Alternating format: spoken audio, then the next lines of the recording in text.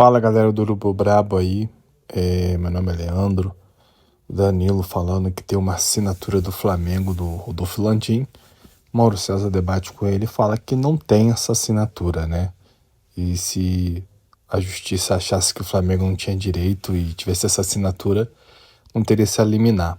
Então vamos assistir o vídeo aí, mas antes de você começar a assistir, já curta aí, já compartilha esse vídeo e já se inscreva no canal e compartilhe com o máximo de pessoas que você puder. Sim, porque qualquer discurso do tipo jogar sozinho, isso é bobagem, isso não tem nada a ver.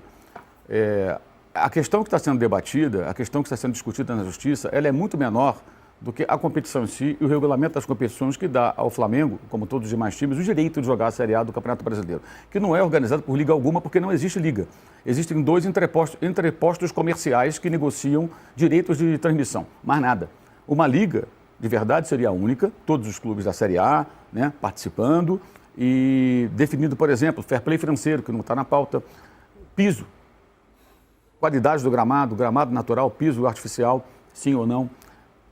Calote, vai ter calote, vai ser permitido calote, né? Uma série de questões que perde pontos se não pagar, se atrasar salário, tudo isso, até embutido no fair play financeiro e outras questões que são, na minha visão, fundamentais para a criação de uma liga de verdade. Então não existe. Os dois grupos apenas negociam direitos de transmissão. Liga, Forte União e a Libra. Ok. A discussão se refere a uma questão menor, que são 30% do valor pago à Libra, que é uma das duas ligas, que aliás tem menos integrantes até em relação à outra, a LFU. Só para ilustrar em valores, a Libra toda movimenta 1 bilhão, um pouquinho. 1,300 mais ou menos. 1 bilhão e 300, isso representa mais ou menos 300 milhões. Exato. Esse valor que está sendo Exatamente. discutido. Algo em torno disso, 300 e pouco, enfim, algo próximo disso. Então são 4 parcelas, a primeira foi paga, essa seria a segunda, tem a terceira, tem a quarta.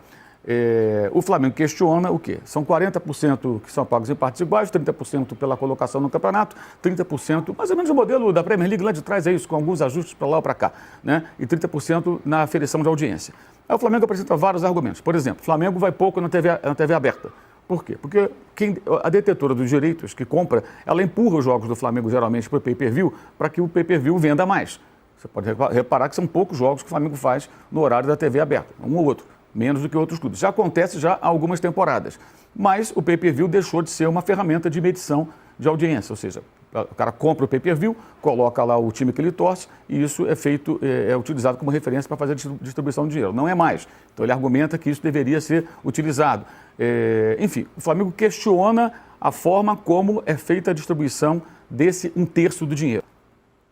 A Libra alega que isso foi acordado. Aí o Flamengo fala, tá bom, onde está a minha assinatura? No caso do presidente então, Rodolfo Landim. Até o momento, a Libra não apresentou essa assinatura. Então o Flamengo entende que se não tem assinatura, não está valendo. E qualquer aprovação de modelo de distribuição dessa receita tem que, segundo o Estatuto da Libra, tem que ser por unanimidade. Se o Flamengo não votou, não tem unanimidade. O Volta Redonda também não concordou. Então, se não tem unanimidade, temos que conversar e chegar num acordo. O clube alega que tentou, já acho que 2 vezes, né? E não houve diálogo, não houve acordo. Então, criou-se um impasse e ele foi para a justiça. A obrigação do presidente do Flamengo é defender os interesses do Flamengo. Como a obrigação da presidente do Palmeiras é defender o interesse do Palmeiras. É cada um por si, gente. Não existe o bem contra o mal, o malvadão e os bonzinhos, os anjinhos de cachinhos dourados, o diabinho. Não tem nada disso. É todo mundo pensando em si. E a ideia de jogar sozinho poderia ser substituída pelo seguinte: Flamengo, você quer sair da Libra? A gente faz uma rescisão amigável aqui, você sai da Libra e vai cuidar da sua vida, cuida dos seus jogos. E aí você vai na Globo, que comprou os direitos, e fala, Globo, lá atrás já perdemos o Corinthians para a Liga Forte União, agora não temos mais o Flamengo. E aí você vê como fica. Simples assim. Isso seria muito mais razoável, na minha visão, do que essas farpas, essas notas e essas coisas todas que acabam dando, na minha visão também, muita visibilidade para dirigente de futebol, quando acho que a discussão nem deveria envolvê-los assim com tamanhos holofotes, sabe? Seja qual for o dirigente, tá? Seja qual for o dirigente. Então, o que acontece é isso, é só mostrar lá o documento provando que assinou. Se assinou, ou se não assinou. Se não assinou, acho que está no direito do clube de tentar brigar por aquilo que ele julga que é certo. Lembrando que o Flamengo ele deixou de ganhar cerca de 100 milhões com esse acordo. O Landim aceitou. O Landim é muito criticado pelos rubro-negros justamente por ter aceito isso, tá? Por ter aceitado isso. Agora, se não está aprovado, se não teve unanimidade, se o papel lá com a assinatura do Landim não aparece, então quem tem razão? A justiça que tem que determinar. E se o pleito do Flamengo não fosse minimamente justificável, a justiça não acataria. Da mesma forma que alguém pode conseguir caçar a liminar, e isso deve se arrastar por muito tempo, que tudo indica. Agora, essa versão do bem contra o mal, a vilanização, a demonização, pelo amor de Deus, né, gente? Menos, né? Menos. Isso está rolando direto, né? Muito bem. Queria ouvir o Danilo sobre isso, até sobre as palavras da Leila. Eu estou aqui na minha frente com o texto de hoje, ou de ontem, que o Rodrigo publicou, que está bastante detalhado o passo a passo, como foi, como não foi, tem os documentos lá, ele teve acesso à ação e tal.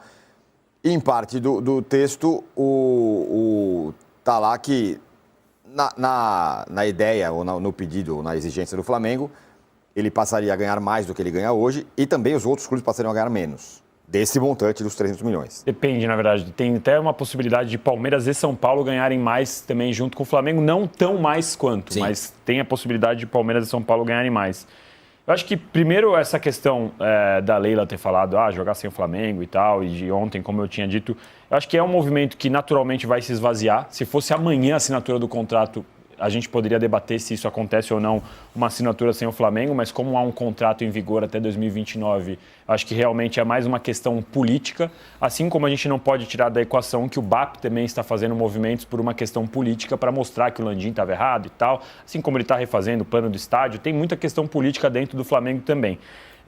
Inicialmente tinha a versão de que o Flamengo não assinou nada, aí depois o Rodrigo Matos até trouxe, né, dizendo que a própria gestão BAP reconhece que houve uma assinatura, vou até ler o texto aqui, a gestão BAP reconhece que a assinatura de Landim no Estatuto da Libra que trata pela divisão da audiência, mas entende que o critério tem lacunas que o tornam inaplicável. E essas lacunas são a questão da unanimidade e tal, mas o próprio texto diz que a gestão BAP entende que há uma assinatura do Landim no Estatuto da Libra que trata por divisão de audiência. E aí hoje o Rodrigo traz mais detalhes desse processo, mostrando que há um debate sobre a unanimidade, como disse o Mauro, que o Volta Redonda também votou, e que os clubes, principalmente os clubes menores, os que mais precisam do dinheiro, estão questionando no momento o Flamengo inicialmente tinha tentado uma ação na Justiça, não conseguiu, e conseguiu uma liminar no Tribunal do Rio, que tem o histórico que a gente sabe na questão do Edinaldo e tudo mais, tem um histórico, digamos, polêmico recentemente. E aí o Flamengo conseguiu se eliminar 12 horas antes do pagamento e que acaba estrangulando um pouco dos clubes,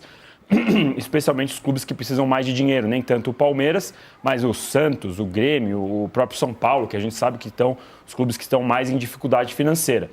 E aí é esse o ponto que o Mauro falou, se o BAP entende que tem que defender os direitos dele, ok, se a gente entende que poderia ter um pensamento coletivo, acho que aí a discussão muda um pouco. Mas a discussão coletiva nunca existiu. E também é verdade, porque sempre que a gente vai discutir alguma coisa de uma forma coletiva, cada um puxa a sardinha para o seu lado. A gente cansou de falar aqui, quando a discussão, todos os clubes se uniram para conversar sobre o gramado sintético, na véspera eles se uniram para conversar, no dia da reunião na CBF, eles desistiram. E não foi que o Palmeiras, o Atlético Mineiro e o Botafogo desistiram porque tinham sintético. O São Paulo desistiu, o Corinthians desistiu. Os clubes que têm gramado natural não quiseram discutir porque eles preferiram discutir quanto eles iam ganhar com placas. Então, vamos fazer um acordão aqui, sintético a gente não discute agora, e vamos discutir as placas. Então, assim, já teve essa discussão. Lá atrás, a Liga, quando era um movimento ideal, eram uns 40 clubes juntos. Os 20 da Série A, os 20 da Série B. Não rolou um acordo, a gente teve esses dois grupos, teve essa divisão, e mesmo o Flamengo, quando entrou na Libra, ele inicialmente também não concordava, e demorou muito para o Landim concordar com essa perda do dinheiro aí em relação ao contrato anterior.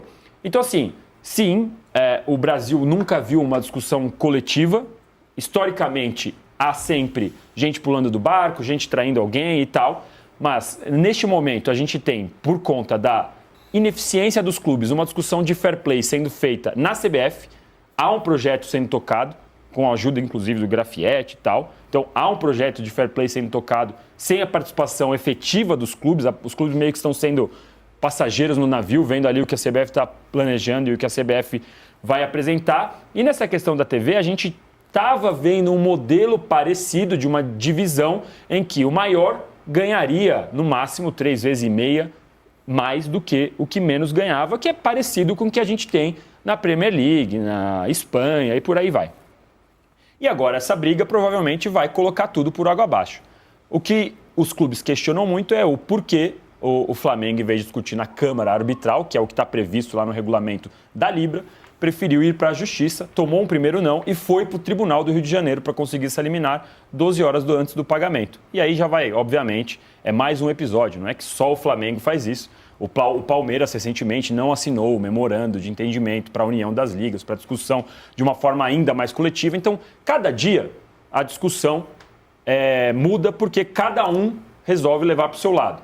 A gente tem dois caminhos. Ou entender que é isso mesmo e que nunca vai mudar. A gente não vai discutir mais calendário, não vai mais discutir piso sintético, não vai mais discutir fair play financeiro. Ou, em algum momento, entender que, alguém vai ter que reunir. Senão a gente vai continuar para sempre com essa discussão que a gente tem hoje.